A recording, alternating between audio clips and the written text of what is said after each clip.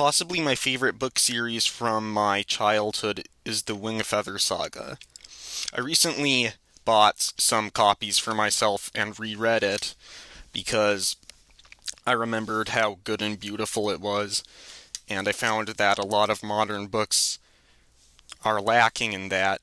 And even though it's aimed at children, it's very profound and deep. Oh, and there's also an animated show.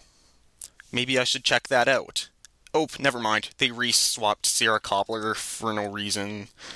I guess the people who were criticizing Animal Farm were right. Angel Studios is a scam. Well, so, one reason I like this book series is the prose and the literary devices Andrew Peterson, the author, uses. So, for example, on page 247 of my favorite book in the series, North or Be Eaten, it reads, "When Janner tops the rise he froze. Before him stretched the magnificent crags of the Stony Mountains.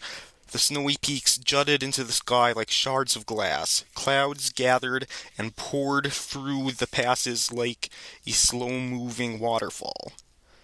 Like, those short sentences evoke the beautiful scenery in a way that's brief, but also so vivid that it's really touched me inside when I read it. And the whole book series is full of similes and metaphors like that. And also, the philosophical insights are also quite beautiful and profound. In chapter 57 of the second book, North or Be Eaten, it reads, Nia smiled. "What's magic, anyway? If you asked the kitten, how does a bumblebee fly, the answer would probably be magic. Here we are is full of wonders, and some call it magic. This is a gift from the Maker. It isn't something Lily created or meant to do, nor did you mean to see these images. You didn't seek to bend the ways of the world to your will. You stumbled on this thing, the way a kitten happens upon a flower where a bumblebee has lit. This is like the water from the first well. The music Lily makes has great power, but it is clear that the Maker put the power there when he knits the world. If it seems as though we have uncovered some secret, it is only because the wars of the ages concealed what was once as common as grass." So, like, you're seeing here the difference between witchcraft and participating in what God created.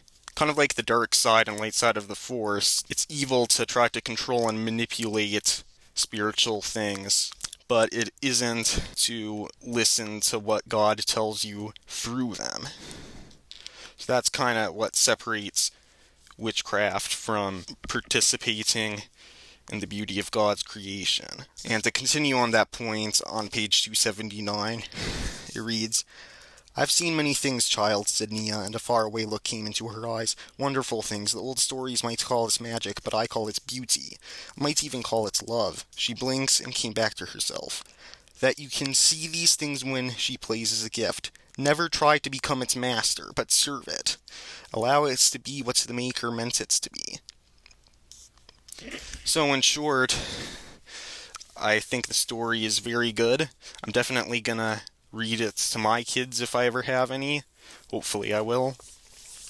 I think it's on the same tier as Narnia, and I'd recommend it to anyone who wants to read good stories when a lot of modern stories are horrible.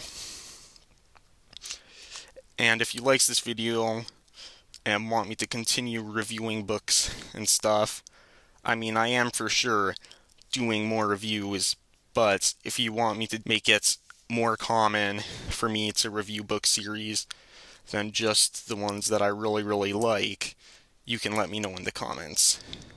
Thanks for watching, guys.